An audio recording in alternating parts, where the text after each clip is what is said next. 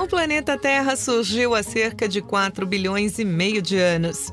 É muito difícil mensurar quanto tempo é isso, porque o tempo geológico é muito diferente do tempo histórico, que conhecemos melhor. O tempo histórico se refere à existência do homem, que surgiu apenas alguns milênios atrás.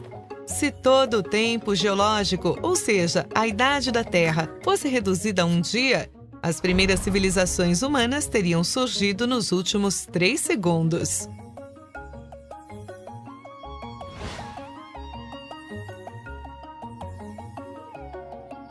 O tempo geológico é dividido em éons, que são divididos em eras, que se dividem em períodos.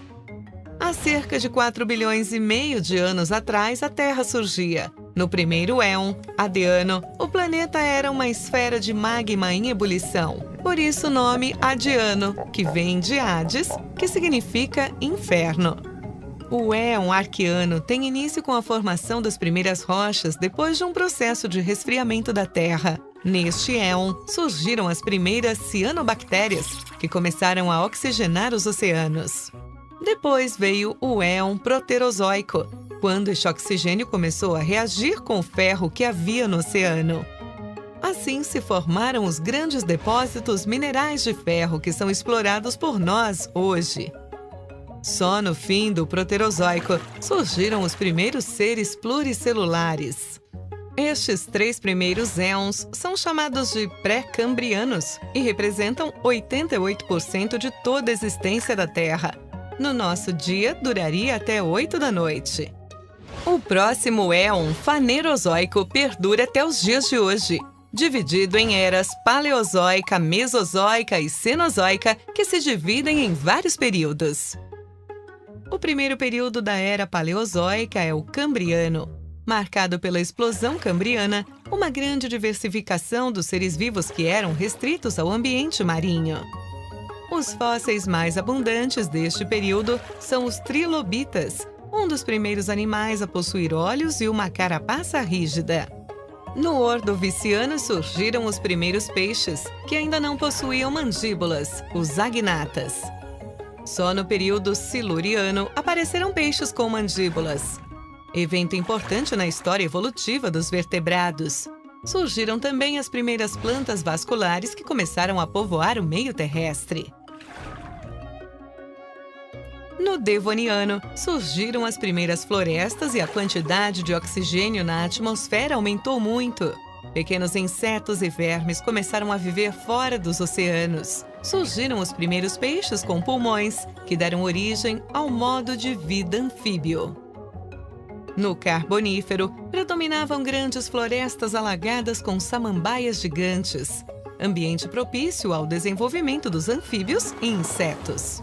Alguns insetos desenvolveram asas, sendo os primeiros seres a voar.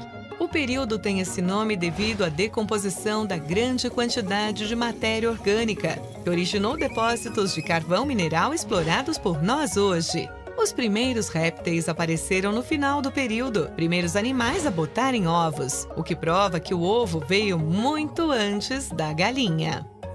No Permiano, o clima da Terra ficou mais árido. No final do período aconteceu a maior extinção em massa da história da Terra. 96% das espécies desapareceram. No primeiro período da Era Mesozoica, o Triássico, surgiram os primeiros dinossauros e primeiros mamíferos de pequeno porte. O Jurássico foi o período do apogeu dos dinossauros, dos grandes saurópodes e dos pterossauros, répteis voadores. Surgiu também a primeira ave. No Cretáceo surgiram as primeiras plantas com flores, que contribuíram para o surgimento de animais como borboletas e abelhas. No final do Cretáceo, houve a extinção dos dinossauros, causada pelo impacto de um asteroide de 10 quilômetros de diâmetro com a Terra. A extinção dos répteis gigantes possibilitou, então, o desenvolvimento dos mamíferos. Na era em que vivemos, a Cenozoica, começa com o período Paleógeno, quando surgiram as primeiras baleias, aves modernas e primatas. Atividades geológicas deram origem a algumas das principais cordilheiras atuais, como o Himalaia, os Alpes e os Andes. No período Neógeno, a fauna passou a ser dominada pelos mamíferos, que se diversificaram e desenvolveram seu tamanho. Surgiram os primeiros hominídeos. No último e atual período, o Quaternário, o homem evoluiu até o estado atual. Começou a andar com duas pernas. O cérebro ficou maior. Dominou as ferramentas de pedra. Ampliou sua distribuição geográfica. Dominou o fogo. Dominou a agricultura e a população mundial começou a aumentar. Aqui estamos, mas a história da Terra não acabou. Todos os dias, espécies surgem e desaparecem. Gostamos de achar que o ser humano é o ápice da evolução, mas a grande verdade é que estamos aqui há muito pouco tempo para nos considerarmos os donos do mundo, não é mesmo?